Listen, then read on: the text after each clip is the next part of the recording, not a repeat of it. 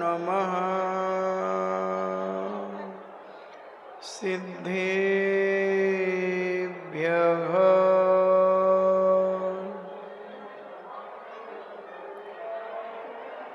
ॐ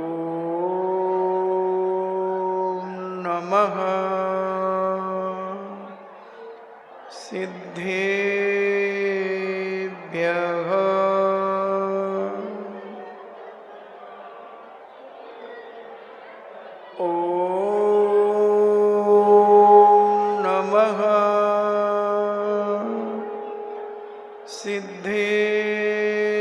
सिद्धेभ्यः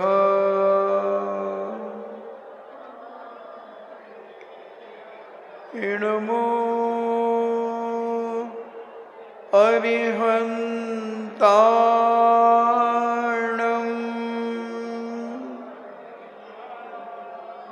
इणमो सिद्धाणं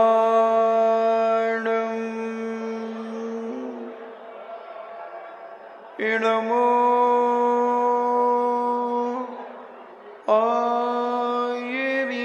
आयर्याणम् इणमो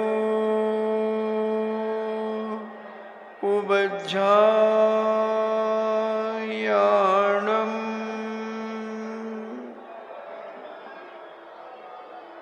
इणमो लोये सब्बे साभूणम्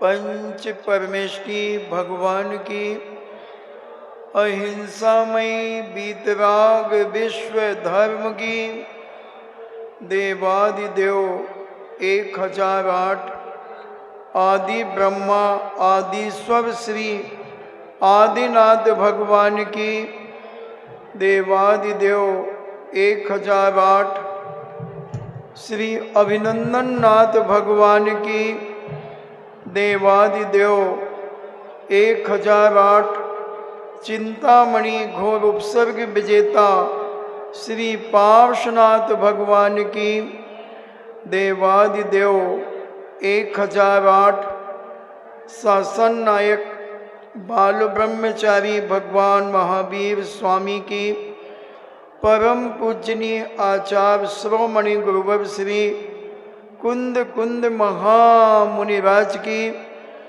परम पूजनीय आचार्य श्रोमणि गुरुवर श्री विद्यासागर जी महामुनिराज की सुधा सागर जी महाराज की पूज्य श्री पूज्य सागर जी महाराज की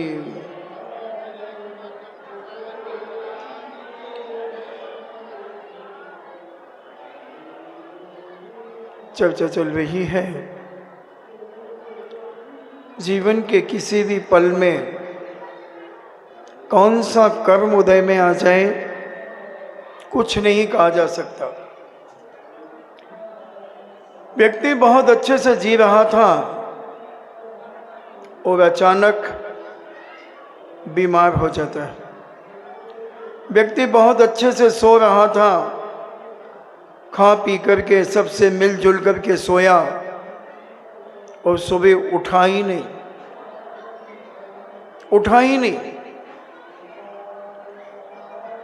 बहुत अच्छी दुकान चल रही थी, अचानक दुकान में ग्राहक आना कम हो गए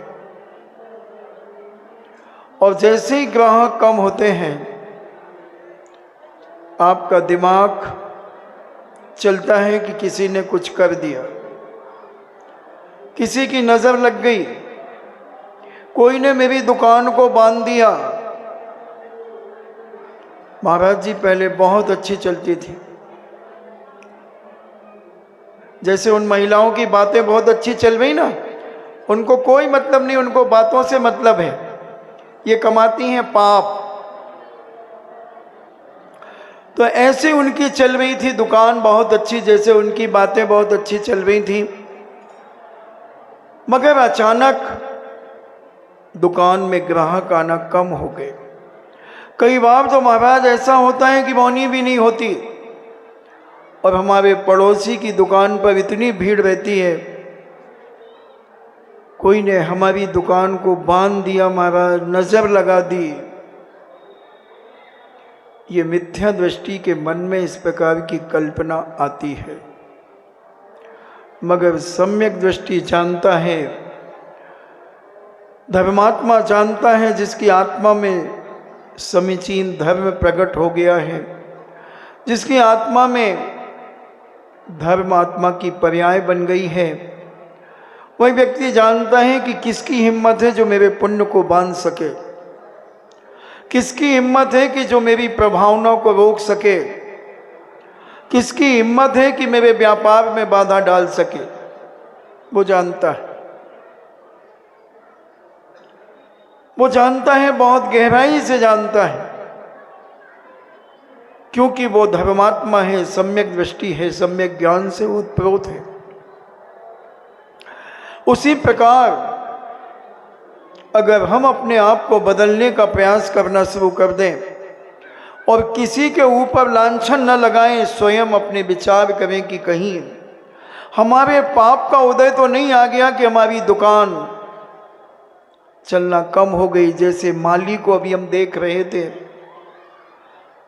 13 जुलाई के पहले माली को कितने नारियल और कितने श्री गोले मिलते थे,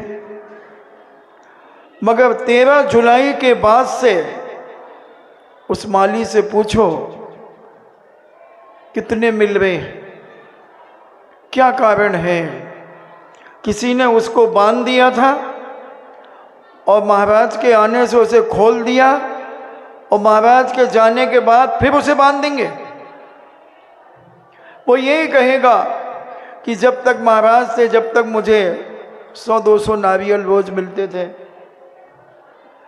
अब तो 25-50 ही मिलते हैं, तो क्या ये किसी ने बंधन बांध दिया उसे। मैं बहुत छोटा सा उदाहरण देकर के तुम्हारे मन की फितूरी को निकालना चाहता हूं। तुम्हारे और दिल और दिमाग में ये बैठी हुई कुंठाएं, ये गिल्ठियां, इन गिल्ठियों को मैं फोड़ करके उसका आनंद दिलाना चाहता हूं। बंधु, ये सब कुछ कर्म के उदय से मिलता है।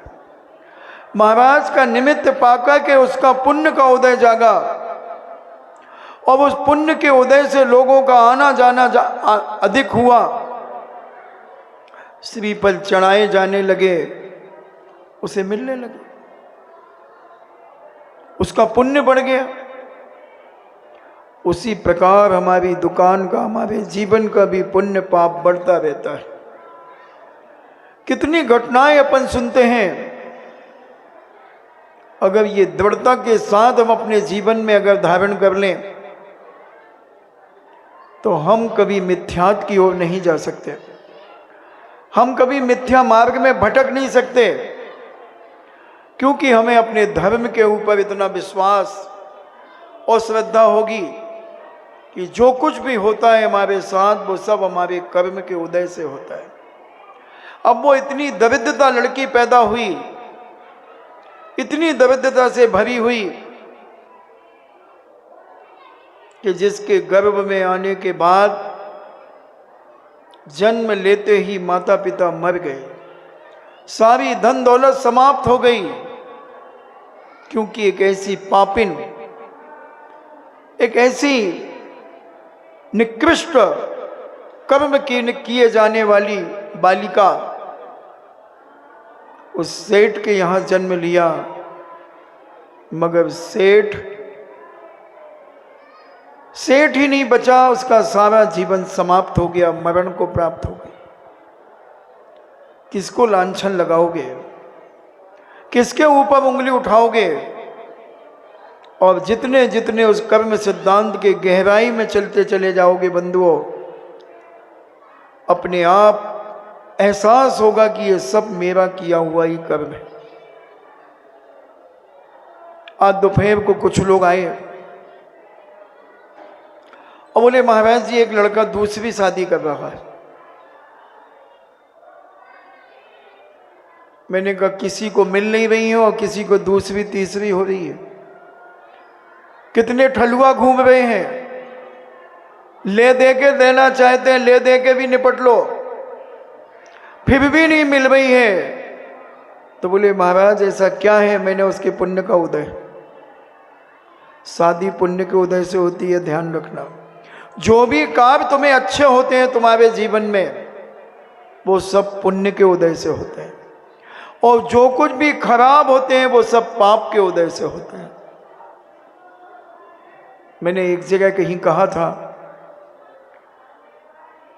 कि आज जितने कुंवारे लोग हैं जो शादी कराना चाहते हैं, कुंवारे तो बहुत सारे साधु हैं, जो शादी कराने, इसलिए हम पहले हाथ लगा देते हैं एक बीच में फट से, जो शादी कराना चाहते हैं, चाहे वो बालक हो और चाहे वो बालिका हो, और मान लो नहीं हो रही है, बहुत प्रयास करने के बाद भी जरूर उन्होंने कोई विघ्न डाला है, दोनों ने कहीं ना कहीं विघ्न डाला है। अगर जिस बालक की शादी नहीं हो रही है, पूर्व जन्म में उसकी शादी हुई होगी, मगर उसने अपनी धर्म पत्नी की उपेक्षा की होगी, उसके साथ मारपीट की होगी, गाली गलौज किया होगा, अपमान किया होगा, निग्लेक्ट किया होगा, उपेक्षा की होगी, हर जगह नीचे दिखाने का प्रयास किया होगा, जलील किया होगा। हम आपसे पूछते हैं, किसी के घर आप जाएं और आपको कोई अगर जलील करे, आपकी उपेक्षा करे, एक गिलास पानी के लिए ना पूछे और ना आपसे बोले, ना चाले और ना देखे, आपको दरी भी ना बिछाए, आप क्या उसके घर दोबारा जाओगे? नहीं। ललितपुर में ऐसे जगह अगर जाते हो तो बताओ, जाते हो? क्यों नहीं जाते? क्यों नहीं जाते? क्योंकि आपका अपमान हुआ है। बस जितने ये कुंवारे हैं और कुंवारियां हैं, इन्होंने पूर्व जन्म में अपनी श्रीमती का अपमान किया है, उसकी बेइज्जती की है, उसे मारा है, पीटा है, दारू पीकर के अत्याचार किए, अनीतियां की हैं। और जो कुंवारियां हैं और शादी करना चाहती हैं, पहले ये जरूर लगाना ये लाइन में भी, जो शादी करना चाहती हैं तो उन्होंने पूर्व जन्म में अपने पति की खैर नहीं, उस बेचारे को क्या लथेड़ा होगा, कितना जलील किया होगा, कितनी उपेक्षा की होगी, कितना अपमान किया होगा। तो कर्म कहता है, जब तुझे पति मिला था तो तूने उसका अपमान किया है, ले अब तुझे पति भी नहीं मिलेगा, पति भी नहीं मिलेगा। ऐसा ही है बंधुओं। किसी को दोषारोपण, कई लोग आते हैं, महाराज जी हमारे लड़के को देखने आते हैं, अड़ोस पड़ोस के लोग भड़का देते हैं, भिड़ा देते हैं कि लड़का ठीक नहीं है, कमाता भी अच्छा नहीं है। तो बताओ महाराज जी, मेरा बेटा 60-70 हजार रुपया महीने तो कमाता ही है, फिर भी लोग भड़का देते हैं।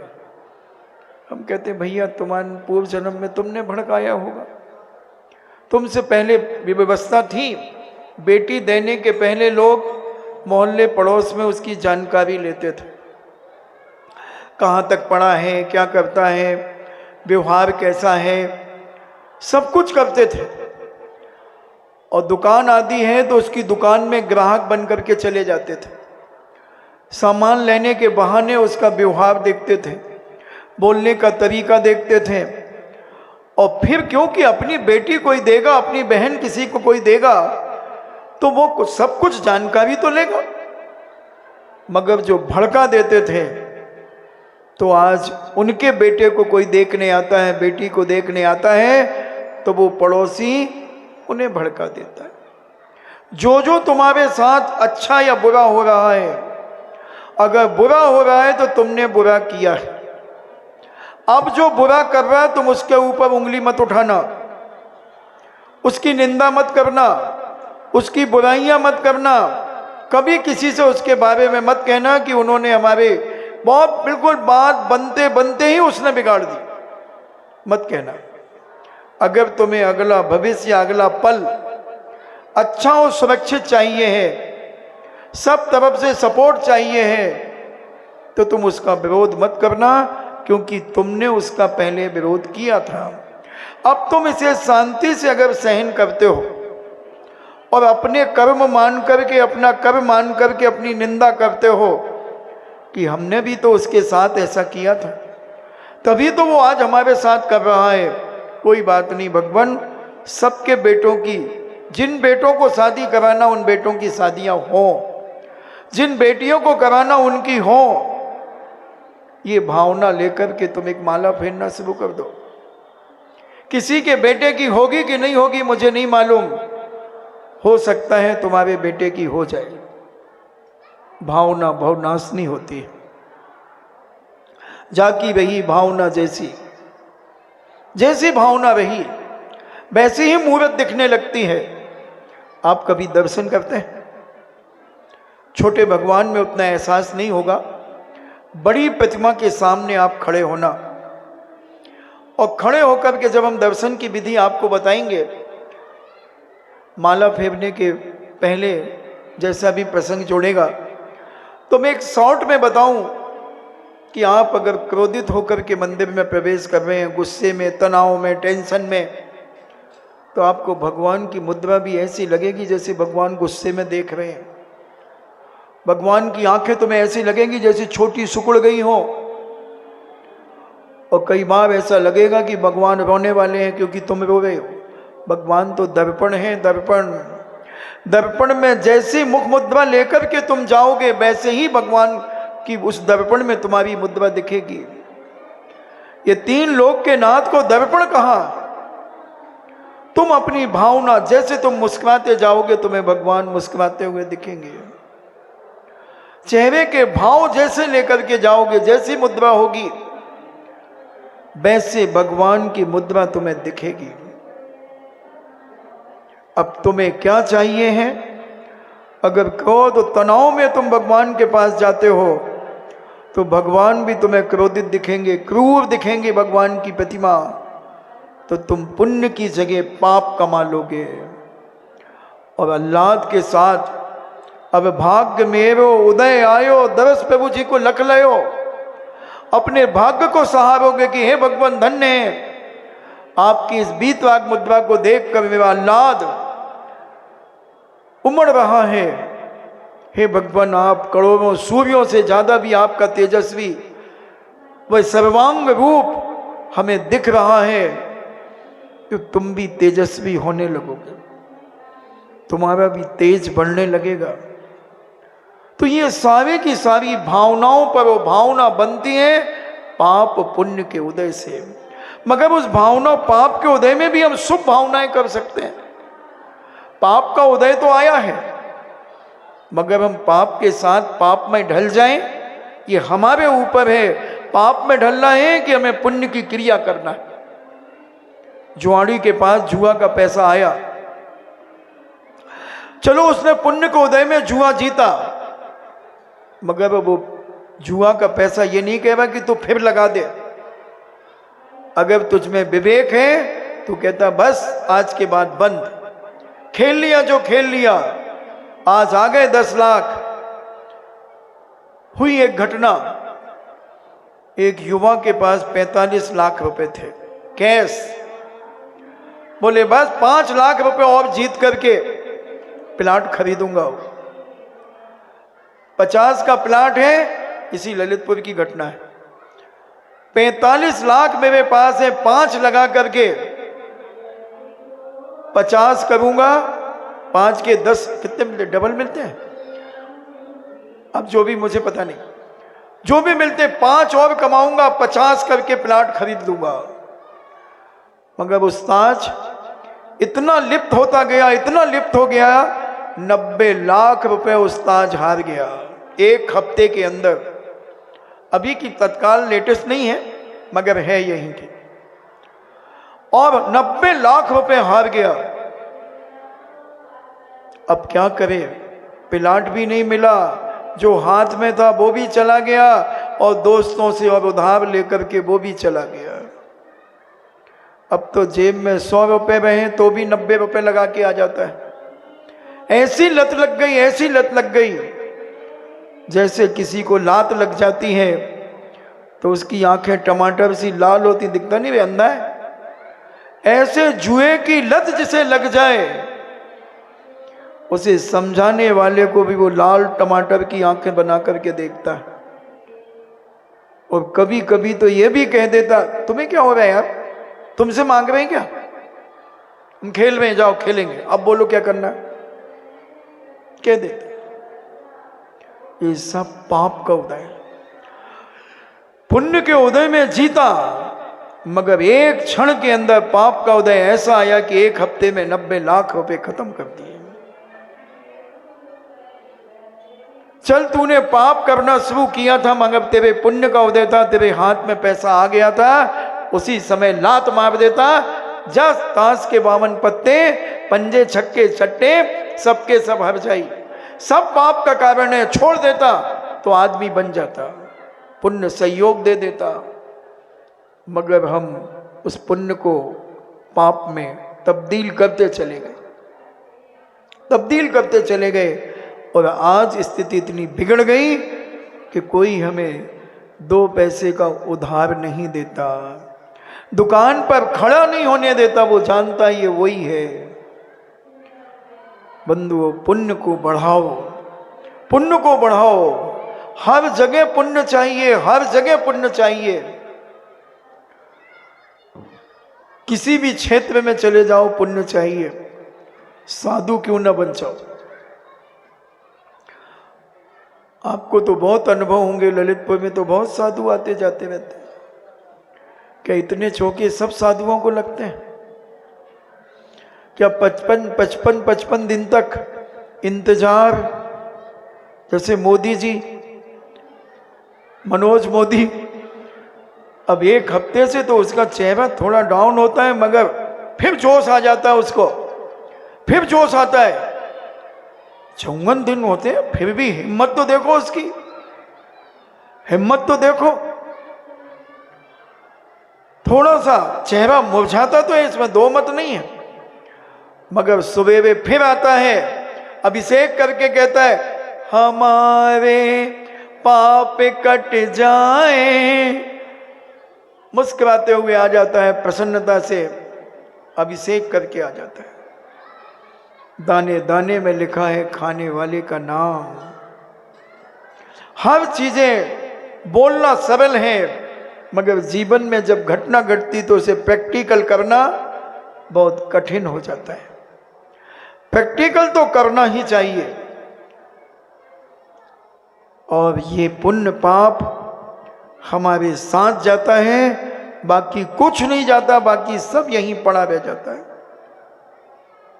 तो ना कोई दुकान बांधता है, हमारा कर्म जो बंधा था वो खुलना शुरू हो जाता है, और जब कर्म खुलना शुरू होता है तो तुम्हें लगता है कि किसी ने मेरी दुकान बांध दी, नजर लगा दी। इंसान को तो नजर लगती है, ध्यान रखना, प्रतिमा को भी नजर लगती है।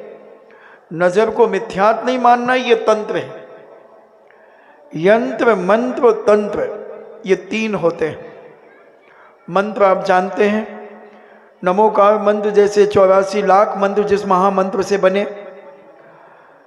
यंत्र आप जानते हैं, जिनेंद्र भगवान के पीठिका पर रखे होते हैं।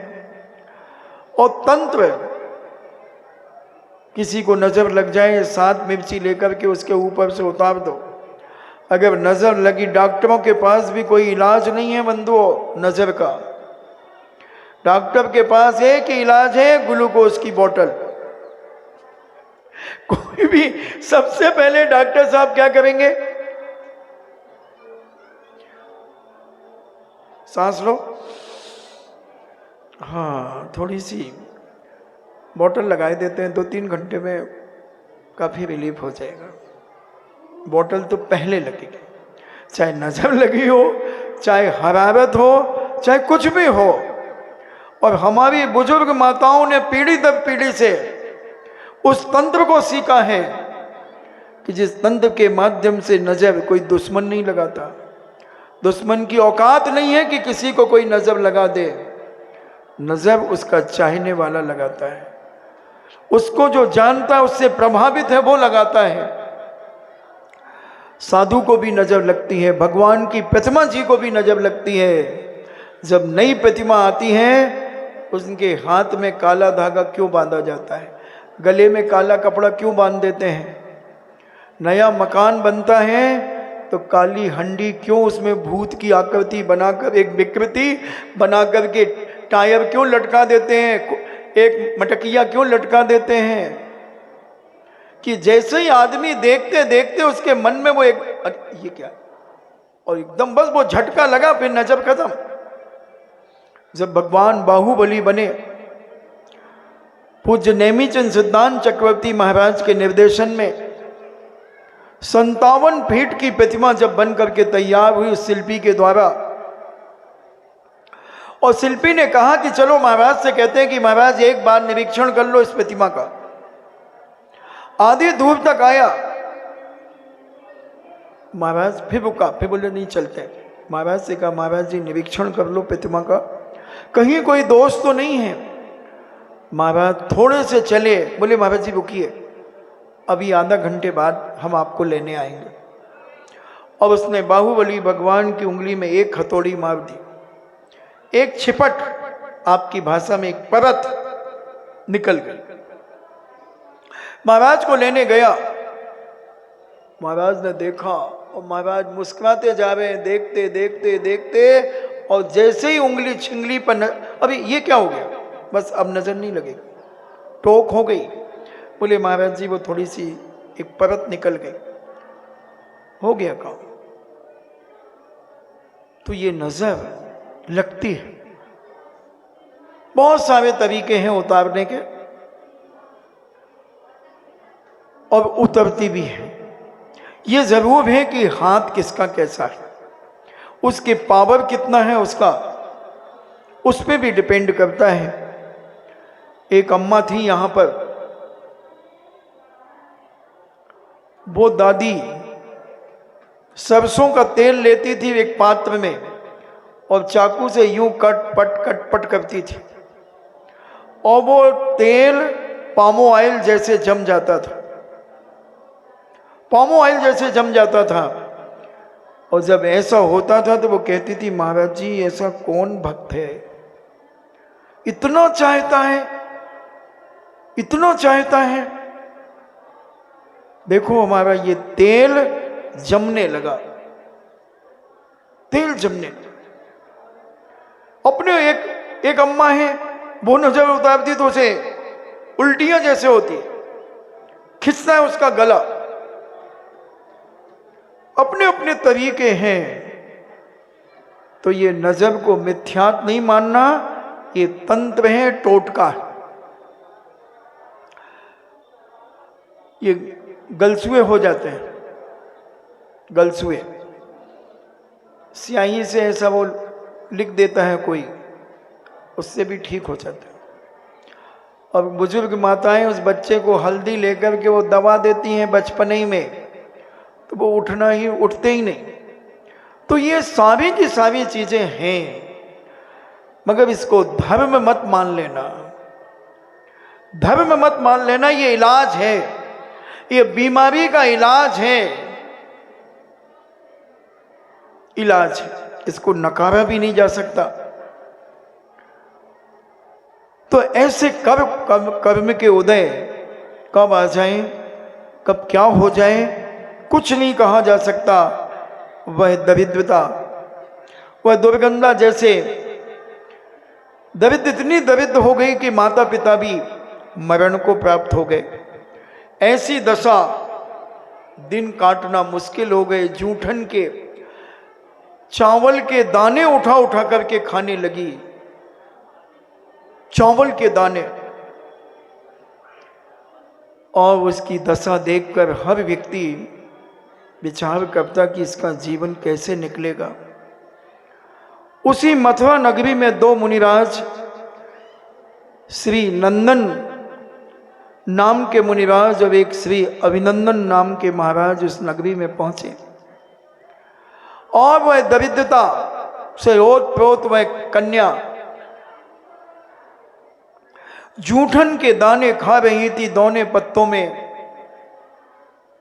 दाने इकट्ठे किए हुए थे, उनको चिगल रही थी, चिगल चिगल करके खा रही थी। जो महाराज छोटे महाराज थे नंदन महाराज, वो कहते हैं महाराज इसकी दरिद्रता तो देखो, इसके पाप का उदय तो देखो कि मनुष्य पर्याय में जन्म लेने के बाद भी खाने के लाले पड़े हैं।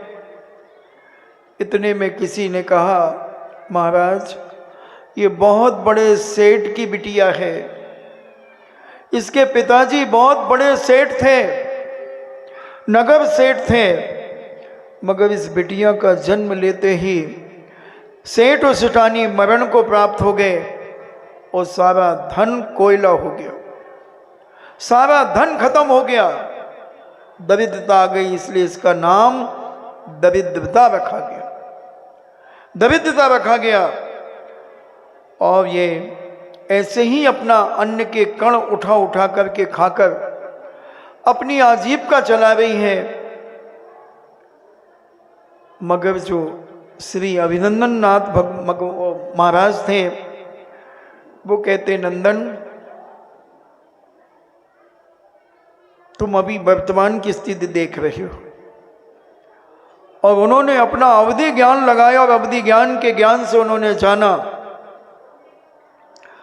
कि कुछ वर्षों के बाद इस कन्या का ऐसा पुण्य आएगा, ऐसा पुण्य आएगा कि ये पूती गंगा राजा की पटरानी बनेगी।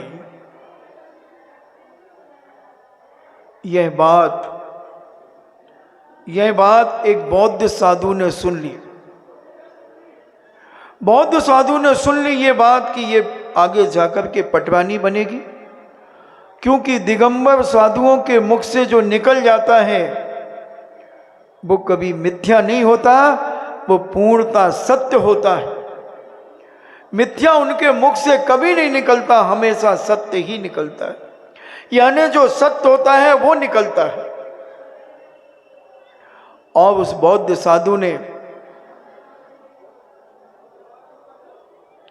साधु ने कहा कि इसका पुण्य का कर्म आएगा, इसका पुण्य का उदय आएगा,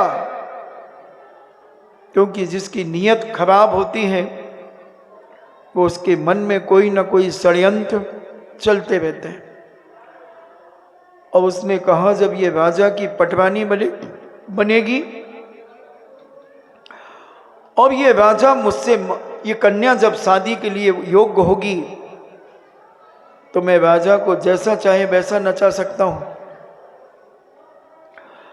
और उस कन्या को उसने लोगों से कहा कि इस कन्या को मैं ले जाता हूं, मैं इसका लालन पालन करूंगा, मुझे जो भिक्षा में मिलेगा मैं भी खाऊंगा और इस कन्या को भी खिलाऊंगा। लोगों ने कहा जूठन खाती फिरती है, नगर सेठ की बेटी है, ठीक है तुम ले जाओ, कम से कम न जाने किसका जूठन खा लेती है। दरिद्रता इतनी दरिद्रता है कि जमीन में पड़े हुए दौने पत्ते, किसी के यहाँ भोजन पंगत मरण का भोज जो भी होता है और उन पत्तलों में जो मिलता है ये उठा उठा करके खा लेती है। अगर ये साधु कहता है कि मैं ले जाता हूं, इसे ले जाने दो। और सारे लोगों ने, अन्य श्रेष्ठियों ने भी कहा कि हाँ साधु तुम बौद्ध साधु तो हो ही, तुम भी भिक्षा मांगते हो, हाँ मैं इसको अपने पास रखूंगा और इसे भिक्षा से मिला हुआ भोजन इसे खिलाऊंगा। और वह साधु ले गया और उसने अपने आश्रम में उस कन्या को रख लिया। जो भिक्षा मिलती, अभी तो जीर्ण शीर्ण काया थी, मैले कुचैले कपड़े थे, अस्त व्यस्त बाल थे, कुछ भी नहीं था, मगर साधु ने उसे नहाने की व्यवस्था कर दी, बालों को व्यवस्थित कर दिया, कंघी करना सिखा दिया, और वस्त्र आदि भी अच्छे साफ सुथरे पहनाने लगा। धीरे धीरे कन्या बड़ी होती गई और रूप निखार उसका निखरता गया। जब युवा अवस्था में वह कन्या आ गई, सर्वांगता सुंदरता से ओतप्रोत हो गई और वह पूती गंधा राजा जो मथुरा का राजा था, वह वन विहार के लिए निकल रहा था और ये दरिद्रता एक उद्यान में झूला झूल रही थी।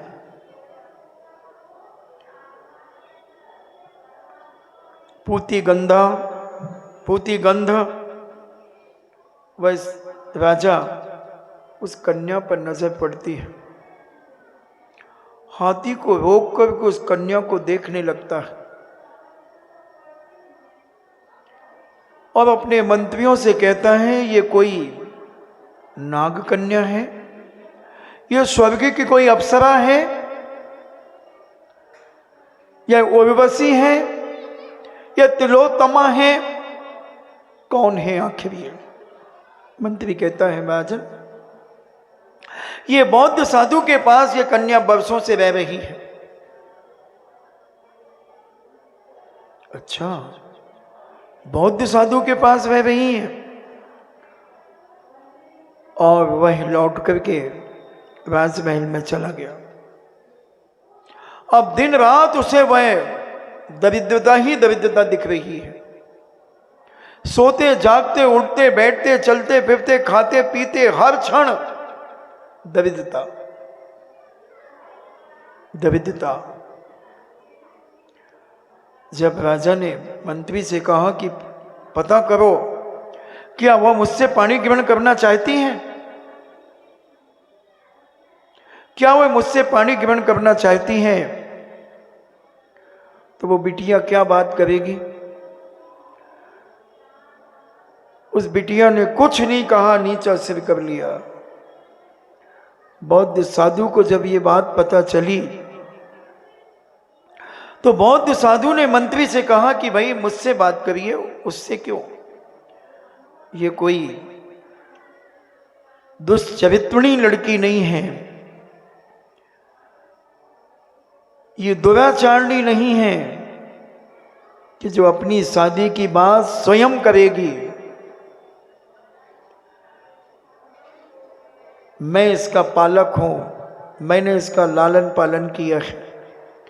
ये बेटी मेरी नहीं है मगर इसी नगर की बेटी है, नगर सेठ की बेटी है, मगर इसके पाप के उदय के कारण इसके जन्म लेते ही राजन इसके माता पिता मरे, जो आपके नगर का सबसे बड़ा सेठ था, और जन्म लेते ही माता पिता मरे और सारी धन दौलत कोयले में बदल गई।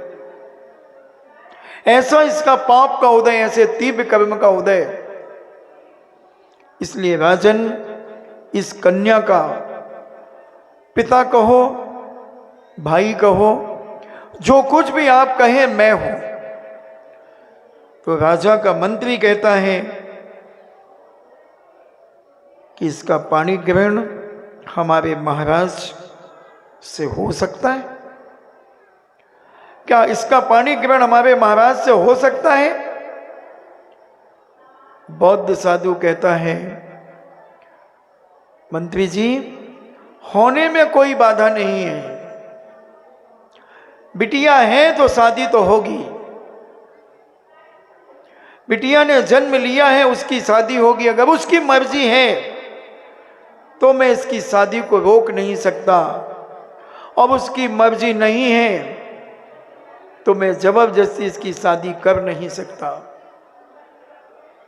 मैं उससे बात करूंगा,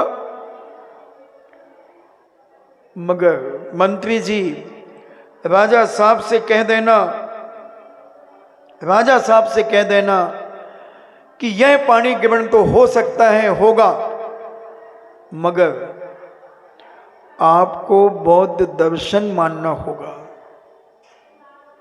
शर्त व्यक्ति, आपको बौद्ध दर्शन मानना होगा।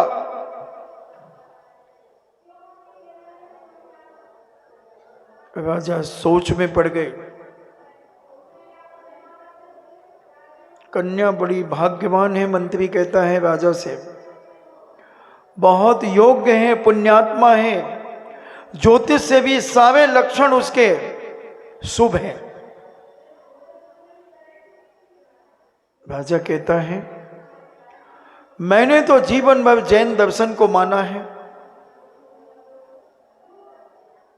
मगर वासना एक ऐसी चीज होती है, पंचेंद्रियों के विकार एक ऐसी चीज होती है कि जैसे नींद न देखे टूटी खाट और भूख न देखे जूठा भात।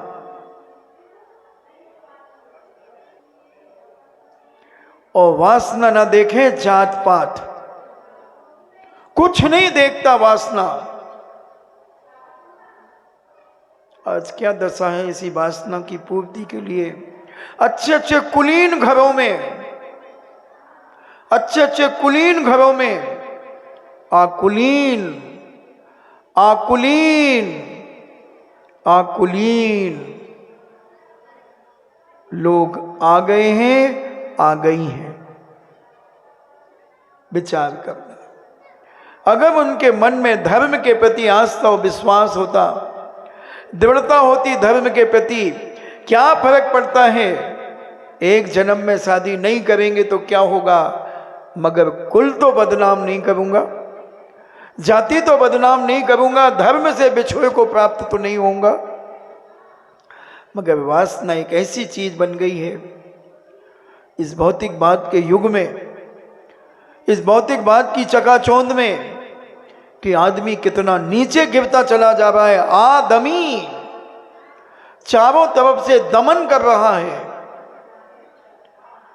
और इतना पतन किसके साथ क्या कर ले, किसके साथ रह जाए, होता क्या बता, लिविंग इन क्या बोलते हो, लिविंग रिलेशन, क्या किसके साथ, न जात का पता, न बाप का पता, न खाने का पता, न पीने का पता, न देखने का पता, न सुनने का पता, बस जैसा मिला, जैसे जानवर देखता है, जानवरों जैसे दशा हो रही आज। बस वासना की पूर्ति करना, कैसे भी हो, जैसे वासना जानवरों की होती है। जानवरों से भी बदतर आज आदमी हो रहा है। सारा संयम, सारा इंद्रियों का निरोध, सारा विरोध पर खड़ा हो गया है, कुछ नहीं पता। और वही मां जिसने कभी जीवन में यहां वहां मस्तक नहीं झुकाया, वही मां ऐसे पाणी ग्रहण के लिए तैयार हो जाती है और दूसरों को जवाब देती है, क्या कुआंबा रखूं क्या लड़के को, नहीं करने देंगे, अभिषेक तो नहीं करने देंगे, क्या फर्क पड़ता है, नहीं देगा हार तो नहीं देगा, नहीं बनेगा इंद्र तो नहीं बनेगा, मगर हम ऐसा कुआंरा ठलुआ नहीं घूमने देंगे। रख दिया ना धर्म को ताक में, रख दिया ना धर्म को ताक में, सब कुछ खत्म हो गया, केवल एक अपने स्वार्थ के बसबूत होकर के। कहां है सम्यक दर्शन, कहां है सम्यक दर्शन आज। पूज्य कार्तिकेय स्वामी कार्तिकेय अनुपेक्षा में कहते हैं, उंगली पर गिनने वाले सम्यक दृष्टि हैं, उंगली पर गिनने वाले। बहुत हम अपने आप को धर्मात्मा मान रहे हैं, बहुत बड़ी बड़ी बातें कर रहे हैं बंधु धर्म के नाम पर। अभी बेटा या बेटी कुंवारी रह जाए तो हम किसी के साथ भी निपट जाए, घर से निकल जाए, बस 100 मंदिर तोड़वाने का पाप लगता है अगर अपनी एक बेटे को विजाति में विवाह करके लाते हो। एक मंदिर बनाने में कितना लगता है, पूछ लेना श्री दाऊ से, अंचल जी से, कोमल दादा से पूछना कि एक मंदिर बनवाने में क्या लगता है, और एक धर्म के विपरीत जाने में 100 मंदिर तोड़वाने का पाप लगता है। जिस बिटिया ने जीवन भर जैन दर्शन को पाला, 20-25 साल तक जिनेंद्र की भक्ति की, साधु संतों को आहार दिया, दर्शन किए, पूजन किया, विधान किया, सब कुछ किया, और एक क्षणिक पाप के लिए सब कुछ छोड़ दिया, सब कुछ छोड़ दिया, और ऐसा छोड़ दिया और 6 महीने बाद लात मार करके निकाल दिया, तेरी इज्जत को लूट करके तुझे फेंक दिया, use and throw, use and throw बना दिया तेरी जिंदगी, तेरा चरित्र, कुछ नहीं बचा, गाली गलौच और मार पीट के अलावा क्या रहा। और अंत में क्या कहते हो, वो डिवोर्स वो हो गया। इतनी सड़क छाप, इतने हल्के लोग हो तुम। अगर पहले ही सोच समझ करके ये काम करते तो ऐसी नौबत नहीं आती, ये नौबत नहीं आती। राजा विचार विमर्श कर रहा है मानसिकता से कि मेरा धर्म छूट जाएगा। वह बौद्ध साधु मुझे अपने इशारे पे चलाएगा। वो शर्त रख रहा है, शर्त रख रहा है मंत्री श्रीवंदन के पास कि हे श्रीवंदन, कन्या का बड़ा भाग्य है, मथुरा अधीश्वर उसे अपनी महारानी बनाना चाहते हैं, कहो तुम्हें भी क्या बात सहमत है। भिखारी आदमी सब स्वीकार करने के लिए तैयार हो जाता है। जो अभाव में पलता है, जो दरिद्रता में रहता है, अभाव में पलता है, वह बहुत जल्दी बहक जाता है। उसका कोई सिद्धांत नहीं होता, कुछ नहीं, कब बदल जाए बंदूक, कब किस करवट बैठ जाए, कुछ नहीं कहा जा सकता, कुछ भी नहीं कहा जा सकता। वह श्रीबंधक बोला, मुझे महाराज की बात स्वीकार है, मगर एक शर्त कि महाराज को, महाराज मतलब राजा को, बौद्ध धर्म स्वीकार करना पड़ेगा। अगर बौद्ध धर्म स्वीकार करते हैं तो हमें दरिद्रता का विवाह मंजूर है, विवाह हो सकता है। मंत्री ने महाराज से श्रीबंधक की शर्त पर कह सुनाई और राजा ने उसे स्वीकार किया। सच है, लोग काम के वशीभूत होकर धर्म परिवर्तन करने में उन्हें टाइम नहीं लगता, मगर ये भी ध्यान रखना बंधुओं, हजारों वर्षों तक कभी उन्हें जैन धर्म नहीं मिलेगा। जिनका जन्म जिनेंद्र के कुल में हुआ है और वह अपनी काम वासना की पूर्ति के लिए अगर किसी विजाति में चला जाता है, चली जाती है, तो हजारों भाव तक जिनेंद्र का धर्म नहीं मिलेगा उसे। नीच कुलों में जन्म लेगी, छोटे कुलों में जन्म लेगी, जहां मांस, शराब, गाली गलौच, अत्याचार, अनीति के अलावा कुछ नहीं होगा बंधुओं। 24 घंटे मार काट, गाली गलौच। सुबह उठेगा तो दारू से कुल्ला करेगा और शाम को सोएगा तो दारू पी करके सोएगा। ऐसे पापियों के यहाँ, ऐसे गंजेड़ी भंगेड़ियों के यहाँ उसका लाखों, हजारों, लाखों वर्षों तक जन्म होता रहेगा। क्यों? क्योंकि तुझे जब जैन कुल मिला है, जिनेंद्र का कुल मिला है, और तूने जिनेंद्र के कुल की उपेक्षा करके, जिनेंद्र के कुल की उपेक्षा करके एक ऐसी जगह चला गया या चली गई जहां पर धर्म के नाम पर पाखंड था, वहीं लगा लेना। जिसकी तुमने उपेक्षा की है वो दोबारा तुम्हें नहीं मिलेगा। लाखों भावों तक नहीं मिलेगा बंदो जब हम जिनवाणी माँ का अवलोकन करते हैं, जब इन शास्त्रों को हम पढ़ते हैं, जब ऐसी घटनाएं दुर्घटनाएं हमारे सामने आती हैं, दिल दहल जाता है कि ऐसा पवित्र जैन कुल छोड़कर ये पापिन्य कहाँ चली गई। ये 4 अंगुल की जिह्वा, ये 4 अंगुल अगर हम बस में कर लें तो सारे पापों से बचा जा सकता है। सारे पाप 4 अंगुल के भीतर हैं, सारे पाप 4 अंगुल के भीतर हैं। जिनने 4 अंगुल पर कंट्रोल कर लिया उसने सारी दुनिया को अपनी मुट्ठी में बांध लिया।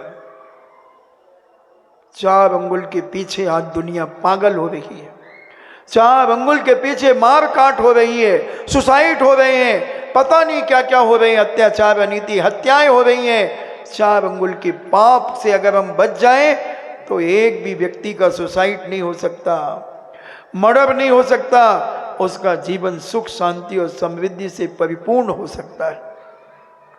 समझने की बात है, समझने की बात है। अगर ये 4 अंगुल का पाप हम बचा लें अपने जीवन में, सब आ गया इस 4 अंगुल के अंदर, खाना पीना वासना सब कुछ आ गया। जिसको इसने बस में कर लिया वही महंत बन गया, महात्मा बन गया, संत बन गया। और जिसने ये बस में नहीं किया वो गृहस्थ बन गया। और अगर परिवर्तन कर लिया, धर्म परिवर्तन कर लिया, वो भ्रष्ट हो गया और लाखों भावों तक वह इस जैन दर्शन को पा नहीं सकेगा, पा नहीं सकेगा। धर्म परिवर्तन आज थोड़ी सी इच्छाओं के लिए हम धर्म परिवर्तन कर देते, ये अज्ञानता का प्रतीक है। ये मिथ्यात्व के कारण तुम्हारे तीव्र पाप का उदय आया है, मगर उस उदय को हम संभाला जा सकता है। उस पाप के उदय को अपने आप को संभाला जा सकता है, अपने आप को संभाल करके रखा जा सकता है। पाप का उदय किसका नहीं आता, मगर उस पाप के उदय में हम बहना रुकने का प्रयास करें, अपने आप को रोकने का प्रयास करें। ऐसी जगह जाने का प्रयास क्यों करें जहां हमारे पाप की उदीर्णा होती, ऐसी चित्र ऐसी चीजें हम ना देखें, ऐसी चीजें ना खाएं जिनसे हमारा मन विकार युक्त होता है।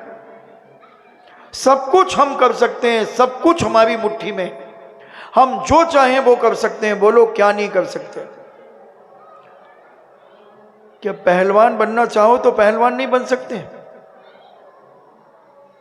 क्या व्यापारी बनना चाहो तो क्या व्यापारी नहीं बन सकते? क्या नहीं बन सकते? साधु बनना चाहो तो क्या साधु नहीं बन सकते? व्रती बनना चाहो तो क्या व्रती नहीं बन सकते? सब कुछ हम बन सकते हैं। मैंने सुनाया होगा एक बिल्कुल ऐसा दुबला पतला 13 हड्डी 14 बोल्ड नर कंकाल सा एक युवा, जैसे हमारे ये गाजियाबाद में रहने वाले बाबा जी, हाल मुकाम तो यहीं के थे, इनसे भी मान लो दुबला और इनसे भी लंबा, 6 फुट 3 इंच का छोकरा व्यायामशाला में आया। बहुत पुरानी घटना है। और जब वो व्यायामशाला में आया तो जो पहलवान लोग थे वो कहते ये बनिया पहलवान बनने आया है। सच कहता हूं मेरा तो खून खोल गया। कोई अगर बनिया कहता था तो मेरे तो खून खोलता था। सुनाई थी हमने एक घटना कि मुझे एक ने बनिया कह दिया। मैंने उससे कहा भाई हम जैन हैं। बोले तुम बनिया करोगे क्या? मैं जैन हूं, मैं कुछ नहीं करूंगा मगर मैं जैन हूं। तीसरी बार उसने जब बनिया कहा, मैंने 5 मिनट में आता हूं, और सीधी लोडिंग थी बिल्कुल। हमने कहा देख, और बंद की, और उसका काउंटर ऐसे ही ऊंचा था, उसकी दुकान थी, काउंटर पे पैर रख के अंदर कूदा। अब हमने देख लोड है ना, अब बोल बनिया। अब मैं बनिया सुनने आया हूं। अरे जैन साहब, हमने जैन साहब तो तू पहले भी बोलता था, आज तूने बनिया बोला है, हम तुझे बताना चाहते हैं कि मैं जैन हूं कि बनिया हूं। 1.5 मिनट के अंदर 3 बेटे और उसका बाप चरणों में लौट गया। और फूट फूट ऐसे रोए जैसे तुम महाराज के पाद प्रक्षालन करते हो, और ऐसे कांप रहे हैं। जैन साहब, मैंने हट, तू बनिया बोल। 1.5 मिनट नहीं लगा और फिर वापस जाकर के फिर आ गया। जिस दुकान में जाऊं उसी दुकान में सन्नाटा, जिस दुकान में जाऊं वहीं सन्नाटा। जैन साहब, हमने ये क्या हो गया तुम्हें, चौक है क्या, गला चौक है क्या, आवाज क्यों नहीं निकल? नहीं, कुछ नहीं। मैंने बात क्या है भाई, कुछ नहीं। स्वाभिमान से जियो और धर्म का बहुमान करो। और हम अपने स्वार्थ के लिए धर्म परिवर्तन कर देते हैं। विचार करना पड़ेगा, विचार करना पड़ेगा कि हम कहां कमजोर हो रहे हैं। आज हमें बनिया क्यों कह देता है आदमी? क्योंकि हम अपने लक्षण हमारे पतित होते चले जा रहे हैं। हमारा खान पान भ्रष्ट हो गया है, हमारा देखने का नजरिया भ्रष्ट हो गया है, हमारा ओढ़ने पहनने का तरीका विकृत हो गया है, हमारा हर क्षण पाप की ओर बढ़ रहा है।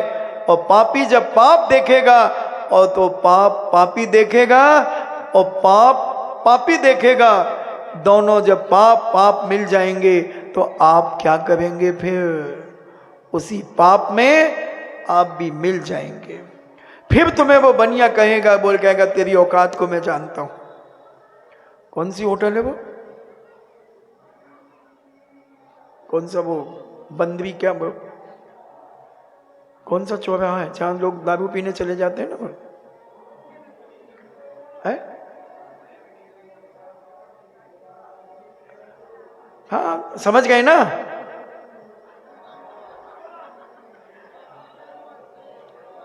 हाँ बस तो तुम्हें सब मालूम है, हमें मालूम है। बा के ऊपर से नाम है ना वो। अरे माय डियर, कब तक पीते रहोगे बियर? मैं तो स्थान की बात कर रहा हूं। तो कहने का मतलब, जब हम वहां जाकर के पिएंगे और वो पापी भी पहले से बैठा है वहां, और हम 4 पापी को लेकर के गए हैं, क्योंकि उन 4 पापी के बीच में छुप करके बनिया भी पी जाएगा। अब उन 4 का खर्चा भी पापी देगा। तो वो तुम्हारे बनिया नहीं कहेगा तुम्हें, और क्या कहेगा? और अगर तुम्हारी चरित्र में पवित्रता है तो किसकी औकात है कि वो तुम्हें बनिया कह सके? कहीं ना कहीं से उसने तुम्हारी नस दबा करके रखी है, कहीं ना कहीं उसने तुम्हें पाप करते देखा है, इसलिए वो जानता है कि ये करेगा क्या। और पहले हमारे जैनों की क्या गरिमा थी, जहां खड़े हो जाते थे 10-5 लोग घेर लेते, भाई साहब भाई साहब भाई साहब, पैर छूने के लिए झुक जाते थे। कितने लोग तुम्हारे पैर छूने झुकते हैं? कितने लोग झुकते हैं? बल्कि तुम जिनका चरित्र नहीं है, खान पान पवित्र नहीं है, उनके भी तुम ढोक लगाते हुए देखा है। समझो बंधुओं, राजा को 4 अंगुल की वासना की पूर्ति करने के लिए धर्म परिवर्तन, बौद्ध साधु ने शर्त रख दी है कि अगर ये दरिद्रता चाहिए तुम्हें तो धर्म परिवर्तन करना पड़ेगा, धर्म छोड़ना पड़ेगा अपना, और हमारा धर्म स्वीकार करना पड़ेगा। बड़े अनर्थ की बात है, बड़े अनर्थ की बात है। समय आपका हुआ, अब हफ्ता वालों को तो इतना ही हफ्ता मिलेगा। अब आओ मजदूरी करने तो आगे का राज भी मिलेगा। हफ्ता कितना दे सकते हैं? ऐसे ही हमने 10 मिनट बोनस दे दिया दीपावली में, धनतेरस का बोनस दे देंगे। ध्यान तेवस का बोनस दे देंगे। कोई धन तेवस कहता है, कोई धन्य तेवस कहता है, कोई ध्यान तेवस कहता है। अपन चर्चा समझेंगे, करेंगे क्या है ये तेरस, इसको भी समझने का प्रयास करेंगे। तो हम आज समझें कि अपनी विकृतियों को प्राप्त करने के लिए हम कहीं धर्म तो नहीं छोड़ रहे हैं, अपनी इच्छाओं को पूरा करने के लिए कहीं हमें पवित्र वीतराग धर्म तो नहीं छोड़ रहे हैं। नहीं होने दो ना शादी, क्या फर्क पड़ता है, सुखी तो रहोगे। ये पूछो शादीशुदा गुटकों से, पूछो क्या ये सुखी हैं? ये शादीशुदा गुटकियों से पूछो क्या ये सुखी हैं? शादी के 6 महीने पहले आदमी खुशी मनाता है, फाले फूले हम फिरे हमारो होवे ब्याओ, फाले फूले हम फिरे हमारो होवे ब्याओ, बड़ी खुशियां मनाते हैं। और शादी के 6 महीने के बाद सच कहता हूं, अगर ये दुपट्टा उतार के दे दूं और उसके अंतरंग से कहूं सच बोल सच बोल, ये दुपट्टा गीला करके दे देगा, पानी में नहीं, आंसुओं से गीला कर देगा। कुछ नहीं है बंधु, ये 4 दिन की चांदनी फिर अंधेरी रात। बोलो मूछ वाले दादा, सत्य है? सत्य है। बुजुर्गों से प्रमाणिक कराने से बात प्रमाणिक हो जाती है।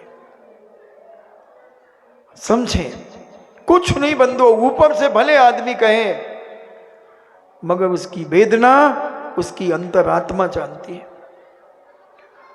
उसकी परेशानियां उसकी अंतरात्मा, सारी स्वतंत्रता खत्म हो जाती है। बंधन, अरे सिंह शेर को कभी कोई बांध नहीं सकता, मगर शादी का घंटा ऐसा बंधता है। अभी तुमसे कोई फोन लगा के पूछता है कहाँ हो, है हिम्मत परिवार के किसी की, और बेटा शादी के बाद 8 बजे के बाद कहाँ हो, कब आ रहे हो, कब आ रहे हो?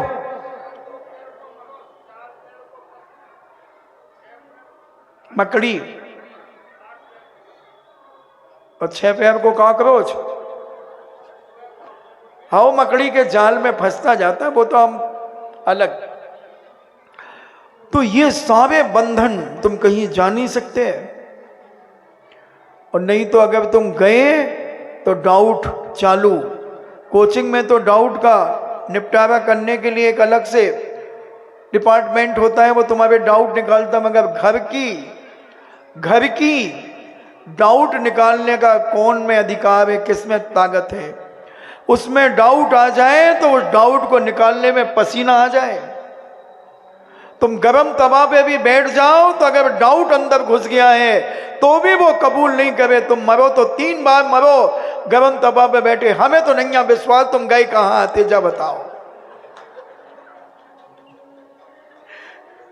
तुम गए कहां आते? हमने फोन लगाओ, अरे भाई बैटरी उसकी लो हो गई, तुम बातें नहीं बताओ, हम देखो हम बहुत खराब हैं।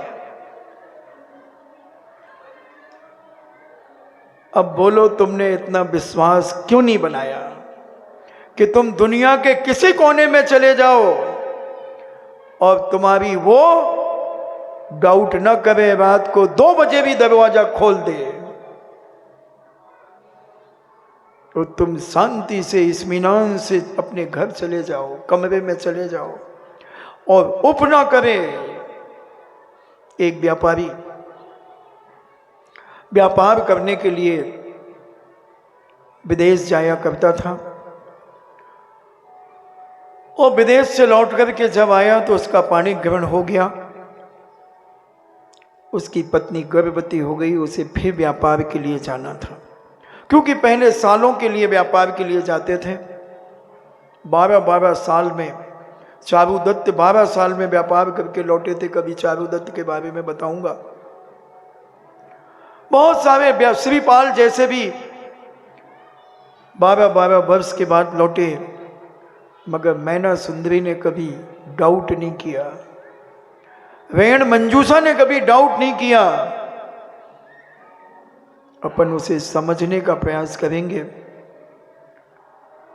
और जब वह 12 साल के बाद व्यापार से लौट रहा था, पानी के जहाज चलते थे, यहाँ उसका बेटा जन्म ले चुका था। और 12-13 साल के बाद जब वो व्यापार से लौट रहा था उस जहाज में, एक व्यक्ति बहुत नीतज्ञ, नीतियां जानने में बहुत बड़ा विद्वान था, वो माथा पकड़ करके बैठा था।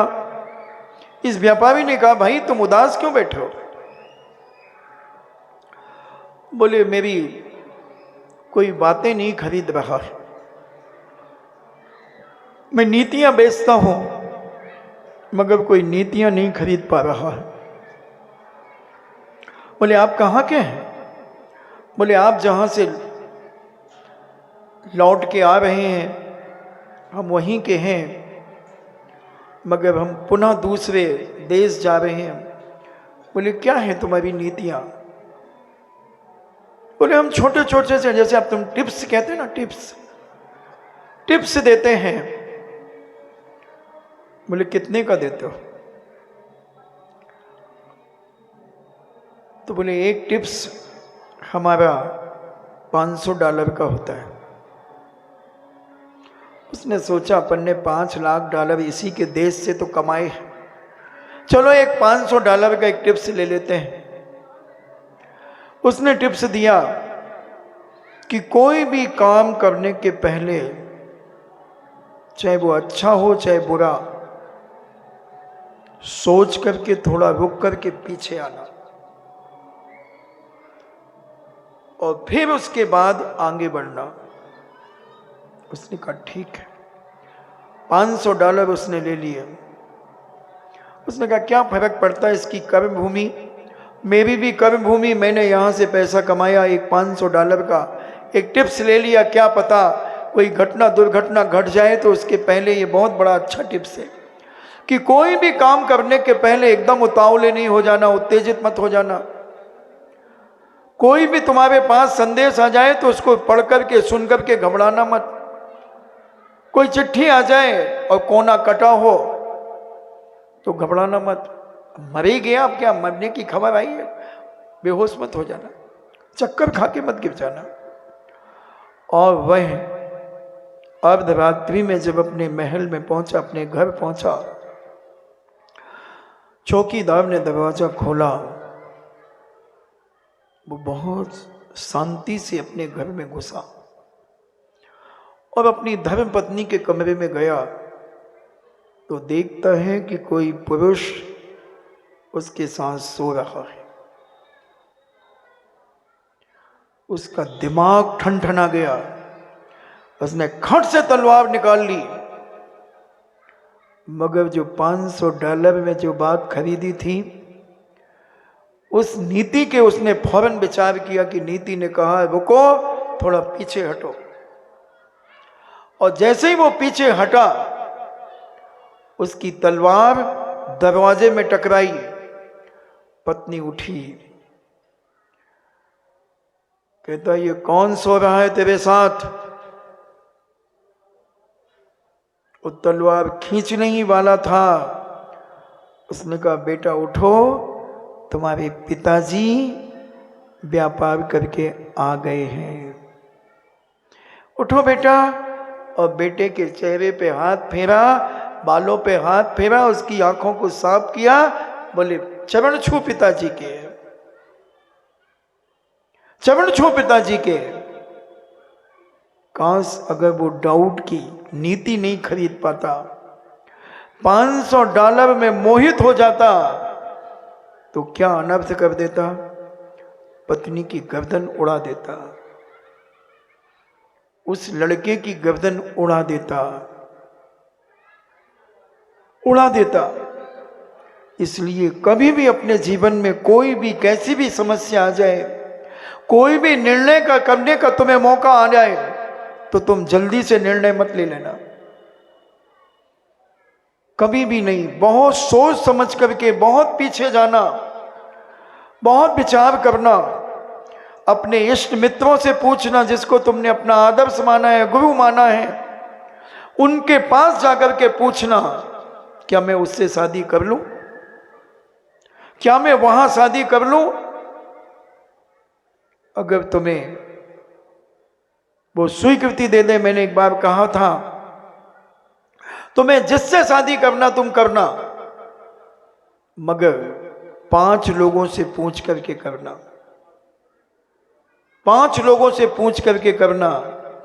एक, सबसे पहले अपने माता पिता, तुम उस शादी को करोगे तो माता पिता प्रसन्न होंगे या दुखी होंगे, पहला। दूसरा, अपनी बेस्ट मित्र से पूछना,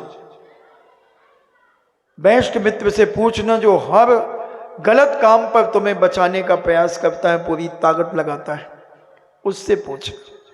अपने गुरु से पूछना, जिसको तुमने गुरु बनाया है, अगर वो स्वीकृति दे दे। और अपने मन से पूछना, क्या यह मैं ठीक कर रहा हूं, इसका परिणाम क्या होगा, आगे पीछे सारी चीजें देखना।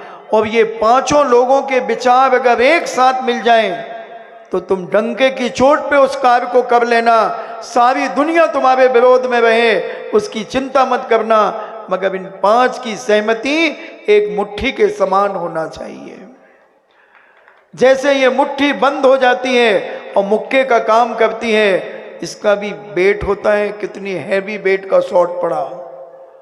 तो ये 5 की मुट्ठी अगर तुम्हें सहयोग दे रही है तो तुम डंके की चोट पे करना, चाहे दुनिया विरोध में खड़ी हो जाए तो तुम डरना मत। और इन 5 में से अगर एक ने भी मना कर दिया तो तुम जैसे हो वैसे रह जाना, जिंदगी भर वैसे रह जाना, मगर इन 5 के विरोध में जाकर के कोई काम मत करना। सारी दुनिया तुम्हें वो मान सम्मान देगी, वो इज्जत और बहुमान देगी कि तुम सोच भी नहीं सकते।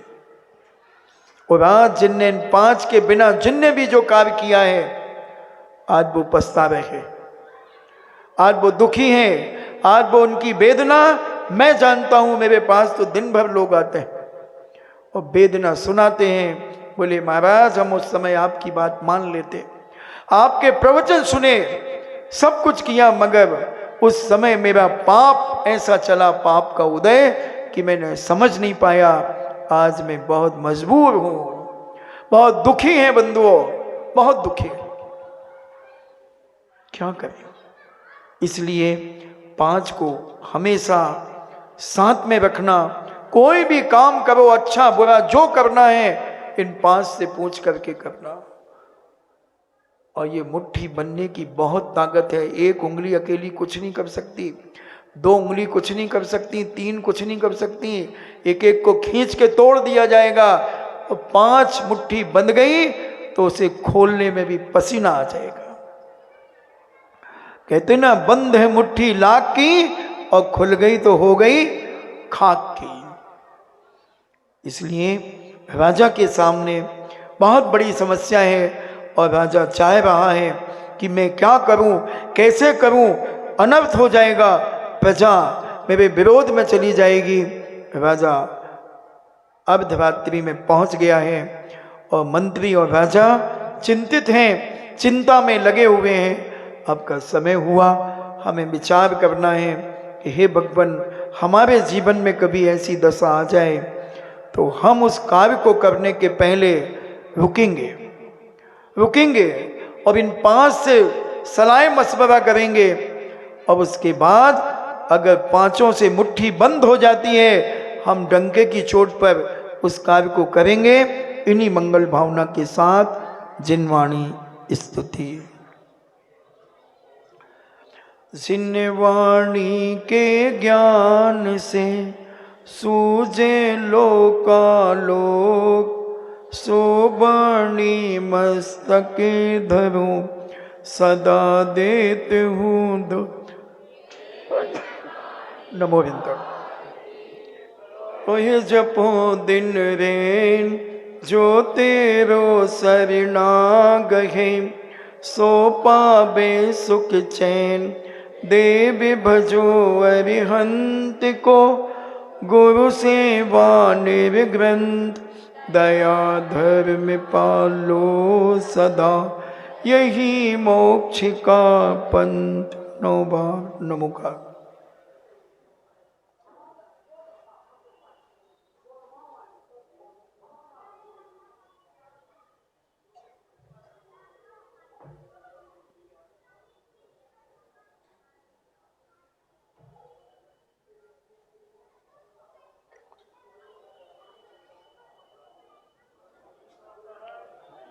परम पूजनी द्वादशांग जिनवाणी माता की।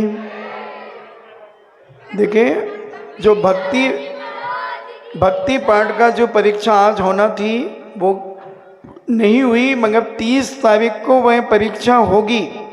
आप जिनके भी आपकी जानकारी में जो लोग हों उनको आप इत्तला कर दें। आज कुल वैसे 3 लोग ही आए थे आज उस एग्ज़ाम देने के लिए, उनके पास जानकारी नहीं पहुंची होगी। तो आप अपने सभी लोग को 30 तारीख को जो संडे आएगा धनतेरस के बाद, उस संडे पर एग्ज़ाम होगा। और अभी भी तत्वा